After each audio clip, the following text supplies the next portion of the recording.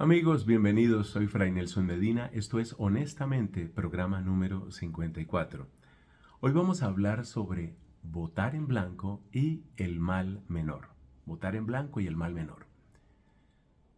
Ante todo, partamos de la base de que ejercer el derecho al voto, que también es un deber, es un acto moral complejo. Y es complejo por muchas razones. En primer lugar, porque es un acto indirecto. Quien va a gobernar no es, usualmente, la persona que vota, sino yo le doy un acto de confianza a otra persona. Y esa persona puede traicionarme a mí, puede mentir, puede tener su propia agenda. Digamos que desde mí traté de hacer lo mejor posible, pero ahí entran factores que son impredecibles, incluyendo circunstancias externas como fue y sigue siendo hasta cierto punto ahora esto de la pandemia. Es una situación compleja. Entonces, votar es un acto moral complejo, esto debemos entenderlo. Y por consiguiente, tratar de colocar todo como blanco o negro no es tan fácil en el caso de la votación. Sobre todo porque, segundo punto, hay también muchos tipos de ejercicio de la democracia. Por decir algo, existe la democracia representativa, según la cual pues yo no estoy eligiendo propiamente al que va a gobernar, sino eligiendo a los que van a elegir al que va a gobernar. Por decir algo, es lo que sucede en los Estados Unidos de América con las elecciones para presidente. Ese es un caso significativo. Y además de esta variante de la democracia representativa, hay muchos otros factores que tienen que ver.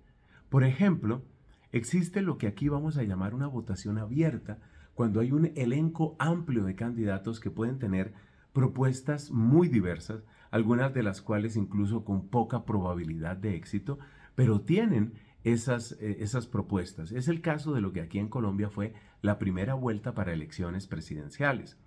Y luego está lo que llamamos aquí la votación cerrada, en la cual solo hay dos candidatos. Y necesariamente va a quedar uno de los dos. Por favor, tengamos en cuenta esto. Si yo en este momento quisiera, por ejemplo, que mi país, Colombia, fuera una monarquía, o que Ecuador se volviera una monarquía, o Costa Rica se volviera una monarquía, pues seguramente puedo pasarme el resto de mi vida deseándolo, gritándolo, propagándolo, pero todos sabemos que las probabilidades son muy pocas de que eso suceda. ¿Por qué digo esto? Porque si hay un régimen civil en el que nosotros vivimos, es dentro de ese régimen en el que se inscriben nuestros actos. A mí no se me puede criticar, por ejemplo, si estoy en desacuerdo con el rey de Ecuador o con el rey de Costa Rica o con el rey de Colombia, simplemente porque no hay reyes con ejercicio del poder en ninguno de esos países. En cambio, a mí sí se me puede criticar y yo asumo una responsabilidad por lo que yo haga o deje de hacer dentro de la democracia en la que yo mismo vivo. Digamos, son circunstancias de las que no podemos escapar. Teniendo en cuenta eso, volvamos a la votación cerrada. En la votación cerrada solo hay dos candidatos y esto significa que alguno de los dos va a quedar forzosamente. Como me decía alguien, si hay un total de 1000 votos y 997 van en blanco, 2 votos por un candidato y un solo voto por otro candidato, queda el que ganó 2 votos, que es 1 sobre 500.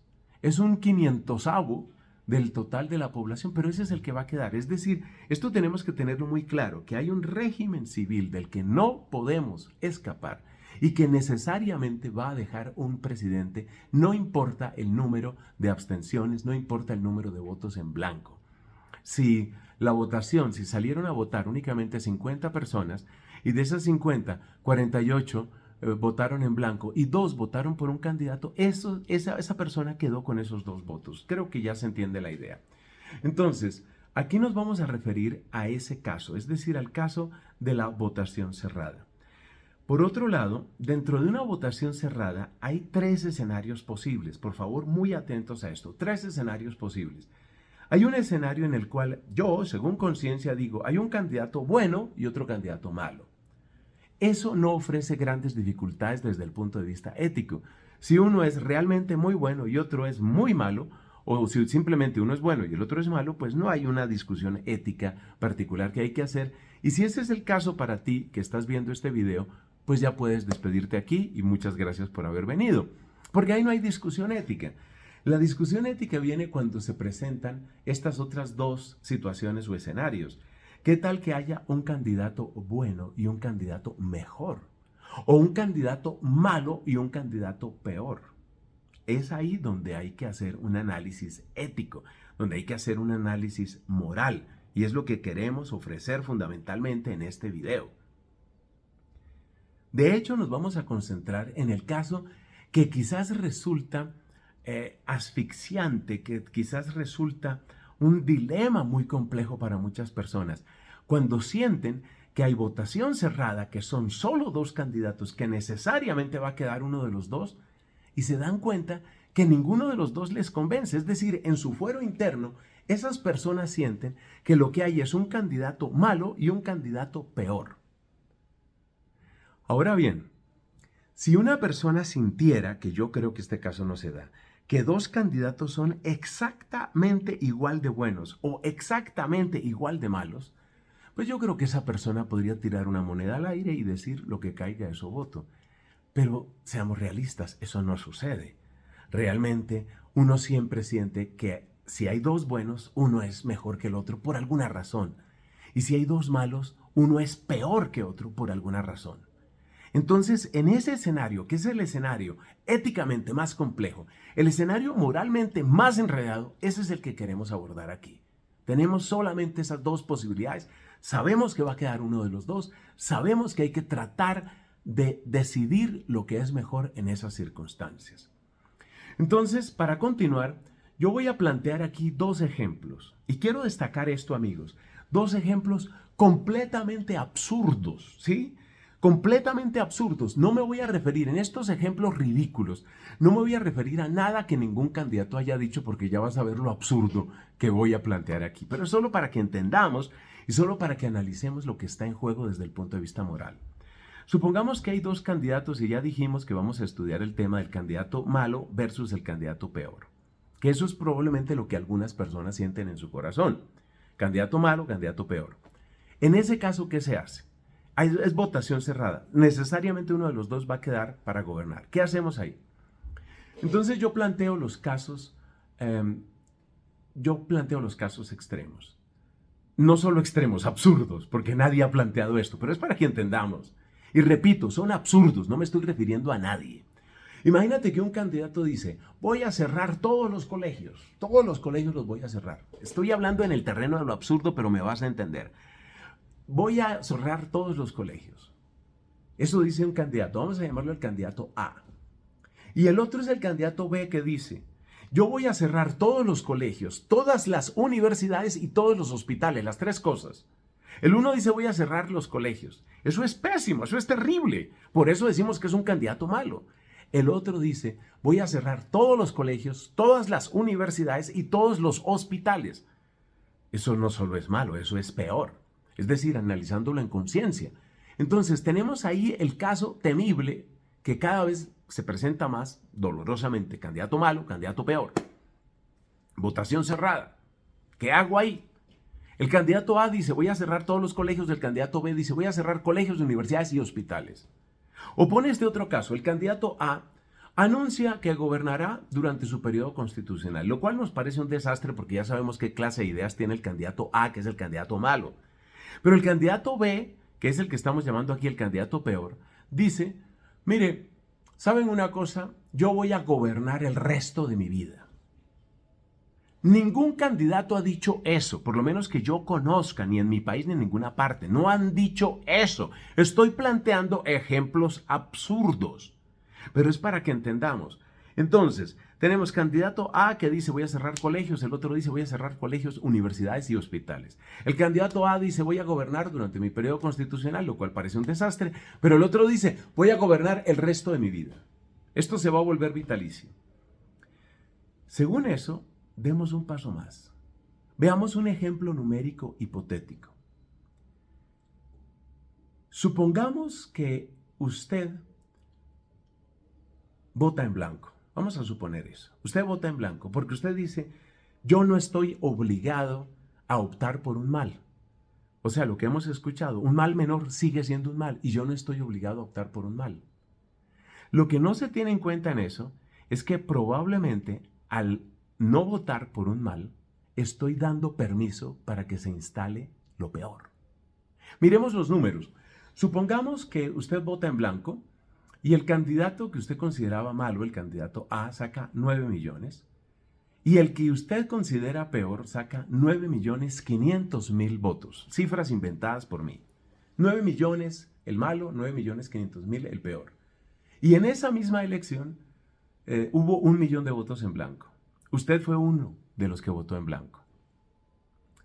Ahora usted sabe lo que viene para su país. Usted sabe que van a cerrar colegios, universidades y hospitales y que va a ser un gobierno vitalicio. Usted pertenece al grupo del 1.000.000 de personas que votó en blanco. 1.000.000 de personas que votó en blanco. Y usted se da cuenta que el candidato malo sacó 9, el candidato peor sacó 9.500 y hubo 1 millón de votos en blanco. Yo le hago esta pregunta, ¿usted queda con su conciencia tranquila? ¿Usted queda con su conciencia tranquila sabiendo que ha abierto la puerta para que lo peor se instale? ¿Usted queda con su conciencia tranquila? Pero es que yo no tengo que elegir un mal, porque elegir un mal siempre será malo. A ver, si no elegir un mal significa que quede elegido lo peor, ¿cuál es tu responsabilidad? Porque necesariamente quedará uno de los dos.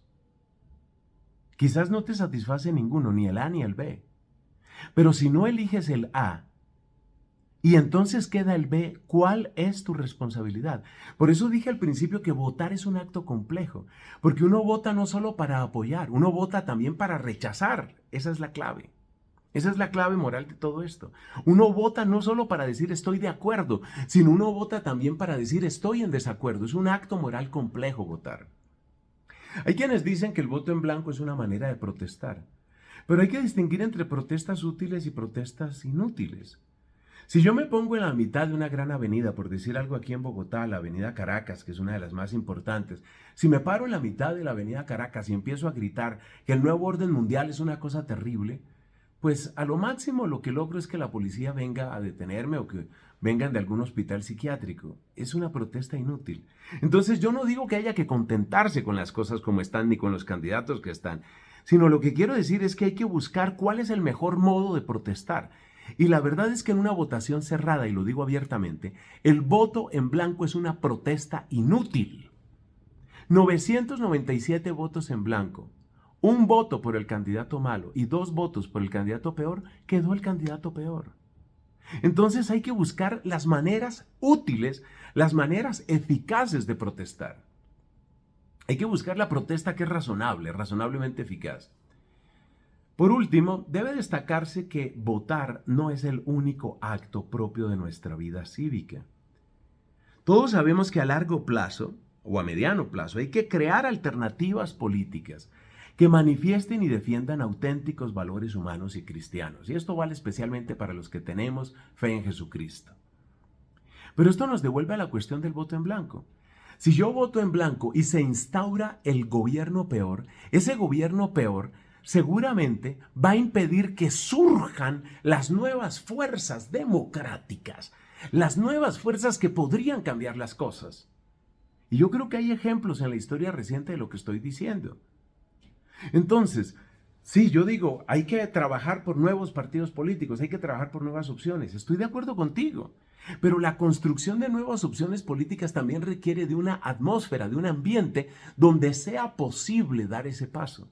Pero si se instaura un gobierno que es totalitario, si se instaura un gobierno que empieza a limitar la libertad de expresión, a cerrar medios de comunicación, a perseguir a la oposición política, a desaparecer o a encarcelar o a judicializar por cualquier motivo a la oposición política, tú sabes lo que viene. Entonces, si tú quieres un cambio, un verdadero cambio, porque no te gusta ni el A ni el B, piensa en el futuro cuál de los dos haría posible que llegara una verdadera alternativa política. Son las reflexiones sobre lo que implica votar en blanco. Piénsalo bien. Lo digo especialmente, claro, por mis compatriotas, pero esto vale, estoy seguro, para muchos otros lugares. Y pido a Dios que nos ilumine y nos bendiga. Amén.